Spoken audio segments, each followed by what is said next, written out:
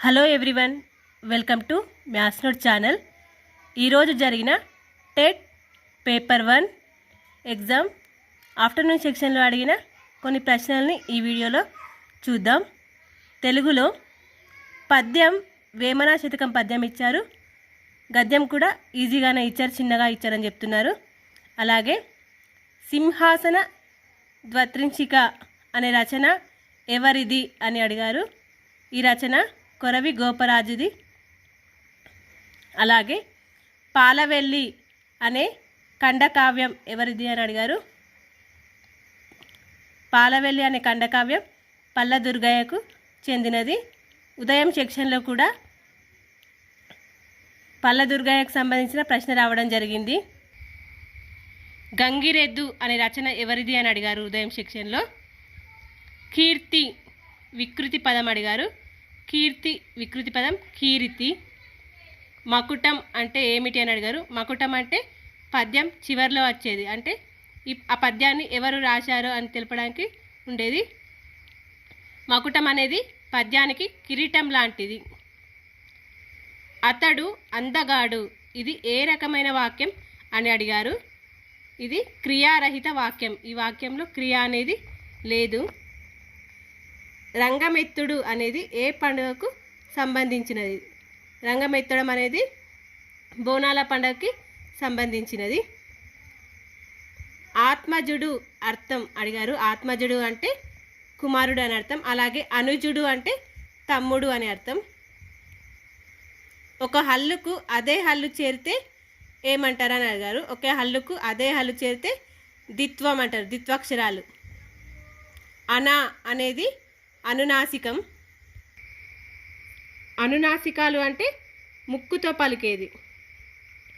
భార్య అనే పదానికి పర్యాయ పదాలు అడిగారు. భార్య అనే పదానికి పర్యాయ పదాలు కలత్రం, సతి, పెండ్లం అనేవి భార్య అనే పదానికి పర్యాయ పదాలు అవుతాయి. అలాగే ముఖ్యమంత్రి పండితులను గౌరవించాడు. ఈ వాక్యంలో పండితులు దేనిని సూచిస్తుంది అని అడిగాడు. ఇక్కడ పండితులు అనేది కర్మని సూచిస్తుంది. సజ్జనుడు నానార్థాలు అడిగారు. సజ్జనుడు నానార్థాలు మంచివాడు, పండితుడు, సాధువు అని అర్థం. అలాగే యుద్ధం అర్థం అడిగారు. యుద్ధం అంటే రణం లేదా పోరాటం. సమాపక క్రియకు సంబంధించిన ఒక ప్రశ్న కూడా రావడం జరిగిందని చెప్తున్నారు. సమాపక క్రియ అంటే ఒక పని పూర్తి అయింది అని తెలిపేది సమాపక క్రియ. అలాగే అసమాపక క్రియ అంటే పని ఇంకా పూర్తి అవ్వలేదు అని తెలిపేది. నేడిక్కడ సంధి విడదీసి రాయడం అని అడిగారు. నేడు ప్లస్ ఇక్కడ. తర్వాత కింది వారిలో వీర మహిళ ఎవరు అని ఆప్షన్స్ ఇచ్చారు. అక్కడ ఇచ్చిన ఆప్షన్స్ ప్రకారం చిట్యాల ఐలమ్మ అనేది కరెక్ట్ ఆన్సర్ అవుతుంది. తర్వాత మౌన పఠనం మరియు విస్తార పఠనం అనేవి ఏది చదవడానికి ఉపయోగకరంగా ఉంటాయి. మౌన పఠనం విస్తార పఠనానికి చదవడానికి తోడ్పడే పుస్తకం ఏది అని అడిగారు. ఉపవాచకం. ఉపవాచకాన్ని చదవడానికి మౌన పఠనం విస్తార పఠనం అనేవి ఉపయోగపడతాయి. అలాగే సాలార్జంగ్ మ్యూజియం ఎక్కడ ఉంది అని అడిగారు. సాలార్జంగ్ మ్యూజియం హైదరాబాద్లో ఉంది. ఇక సైకాలజీలో చూసుకుంటే జీన్ పియాజే నుండి పూర్వ ప్రచాలక దశ, జీన్ పియాజే సంగమనాత్మక సిద్ధాంతం నుండి పూర్వ ప్రచాలక దశ నుండి ఒక ప్రశ్న రావడం జరిగింది. అలాగే ప్రజ్ఞకు సంబంధించిన ఒక ప్రశ్న, వైగట్స్కికి సంబంధించిన స్కఫోల్డింగ్కి సంబంధించిన ఒక ప్రశ్న రావడం జరిగింది. అలాగే పావ్లోవ్ సంబంధించిన అయత్న సిద్ధ స్వాస్థ్యం నుండి ఒక ప్రశ్న, అలాగే బండూర అభ్యాసన సిద్ధాంతం నుండి ఒక ప్రశ్న, అభ్యాసన బదలాయింపు నుండి, ఈ అభ్యాసన బదలాయింపు నుండి ప్రతి సెక్షన్లో కూడా ప్రశ్నలు రావడం జరుగుతుంది. అలాగే ఎన్సిఎఫ్ 2005 నుండి కూడా ఒక ప్రశ్న రావడం జరిగింది. ఎన్సిఎఫ్ 2005 మౌలిక అంశాలు లేనిది ఏది అని అడిగారు. అలాగే సహజ వైఖరి ఆలోచనకు సంబంధించి జతపరచడం అడిగారు.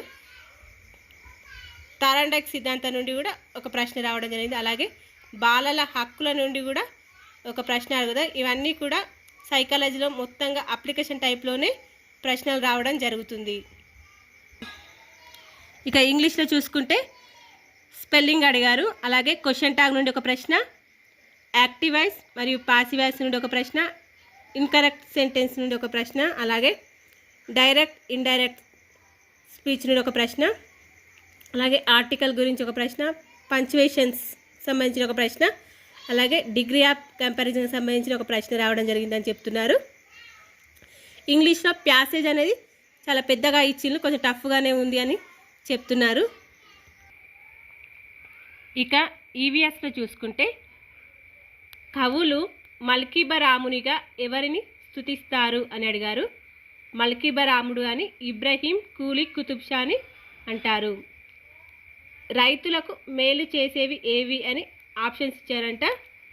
అందులో ఉన్న ఆప్షన్స్ ప్రకారం వానపాము, చీమ, సాలీడు అనేవి రైతులకు మేలు చేసేవి. నెక్స్ట్ గణతంత్ర రాజ్యం అనగా ఏమి అని ప్రశ్న రావడం జరిగింది. గణతంత్ర రాజ్యం అంటే మనము ఎన్నిక చేయబడిన రాజు మనని పరిపాలించడం. తర్వాత లార్వా దశలో బాగా తిని తర్వాత అసలు తినని ఏది అని అడిగారు. మనందరికీ తెలిసింది ఆన్సర్ క్రేన్ ప్లే.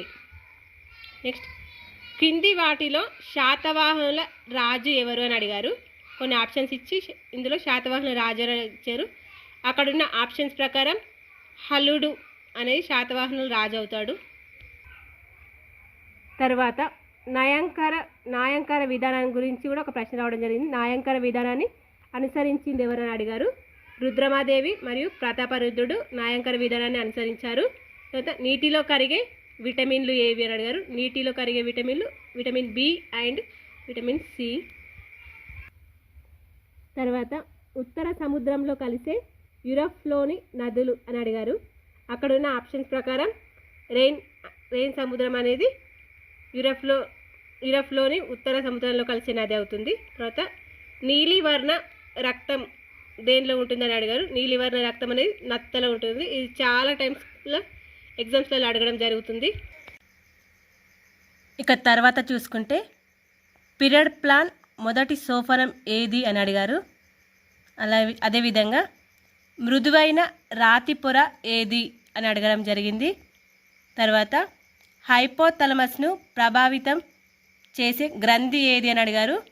హైపోథలమస్ను ప్రభావితం చేసే గ్రంథి పీయూష గ్రంథి అవుతుంది.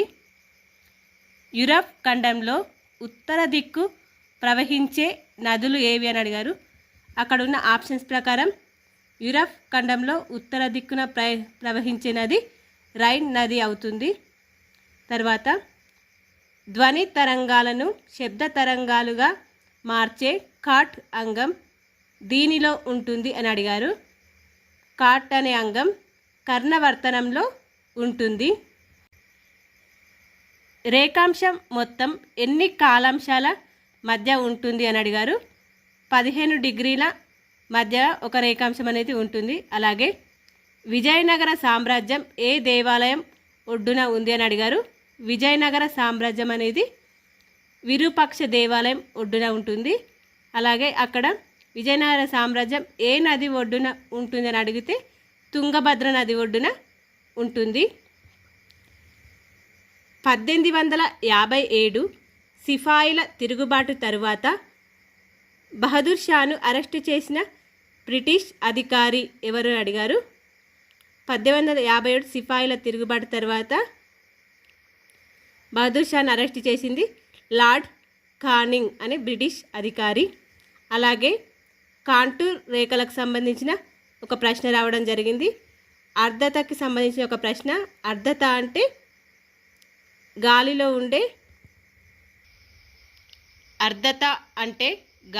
ఉండే తేమ శాతం లేదా నీటి ఆవిరి శాతం అనే అర్థం. CO2ను అరికట్టడానికి ప్రభుత్వం ప్రవేశపెట్టిన పథకం ఏది అని అడిగారు. తర్వాత మ్యాథ్స్లో చూసుకుంటే 1/4 అనేది 1/16లో ఎంత భాగం, ఎంత వంతు అని అడిగారు. 1/16లో ఎంత వంతు అంటే ఎంత వంతు అయితే 1/4 వస్తుంది అని అడిగారు.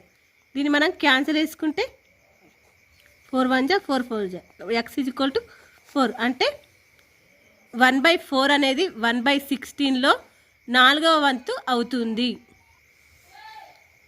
తర్వాత ఇలాంటి ప్రశ్న ఒకటి ఇచ్చారు. మొత్తం 4 4 4 4 ఇలాంటి 8 4s ఉన్నాయి. బై 44 ఎంత అని అడిగారు. ఇక్కడ క్యాన్సిల్ చేసుకుంటే 1 0 మళ్ళీ 1 0 1 0 1 అనేది ఆన్సర్ వస్తుంది. 1 నుండి 25 మధ్య గల ప్రధాన సంఖ్యల మొత్తం ఎంత అడిగారు. మనం చూసుకుంటే ప్రతి సెక్షన్లో కూడా ప్రధాన సంఖ్యల నుండి ఒక ప్రశ్న కంపల్సరిగా రావడం జరుగుతుంది. ఇక్కడ 1 నుంచి 25 మధ్య గల ప్రధాన సంఖ్యలు ఏవి? 2 3 5 7 11 13 17 19 23 ఇవనేవి 1 నుండి 25 వరకు గల ప్రధాన సంఖ్యలు. వీటి మొత్తం అడిగారు. 2 + 3 5 5 + 5 10 10 + 7 17 17 + 11 28 28 + 13 41 41 + 17 58 58 + 19 77 77 + 23 100 అవుతుంది. 1 నుండి 25 మధ్య గల ప్రధాన సంఖ్యల మొత్తం 100. తర్వాత ఒకే ఒక సౌష్ఠవాక్షరం గల అక్షరం ఏదని అడిగారు. అక్కడ ఉన్న ఆప్షన్స్ ప్రకారం ఏ అనేది ఒకే సౌష్ఠవాక్షరం గల అక్షరం అవుతుంది. √12.25 అడిగారు. 1225 అనేది 35 స్క్వేర్ అవుతుంది. ఇక్కడ 12.25 అన్నారు కాబట్టి 3.5 స్క్వేర్ అవుతుంది. √3.5 స్క్వేర్ క్యాన్సిల్ చేసుకుంటే ఆన్సర్ 3.5 అవుతుంది. తర్వాత మధ్యాహ్నం 1 PM తర్వాత 25,200 సెకండ్ల వద్ద సమయం ఎంత అని అడిగారు. అంటే 25,200 సెకండ్లకు ఎంత సమయం అని అడిగారు. 1 నిమిషానికి 60 సెకండ్లు కాబట్టి 60 తోటి భాగాహారం చేయాలి. క్యాన్సల్ 6 4 = 24 6 2 = 12 తర్వాత 0 420 మినిట్స్ అవుతుంది, నిమిషాలు అవుతుంది. 420 మినిట్స్ని మళ్ళీ 60 తోటి గంటలకు చేంజ్ చేసుకోవాలంటే 1 నిమిషానికి 60, 1 గంటకి 60 నిమిషాలు కాబట్టి మళ్ళీ 60 తోటి 7 అవర్స్. 1 నుంచి మళ్ళీ 7 అవర్స్ అంటే 8 అవుతుంది టైం. నైట్ 8 PM టైం అవుతుంది. అభ్యర్థులు ఇవే కాకుండా మీకు మ్యాథ్స్లో గుర్తున్న ఇంకా కొన్ని ప్రశ్నలు ఏమైనా ఉంటే కామెంట్ సెక్షన్లో కామెంట్ చేయండి. వాటిని తర్వాత వీడియోలో కంప్లీట్గా ఎక్స్ప్లెయిన్ చేసుకుందాం.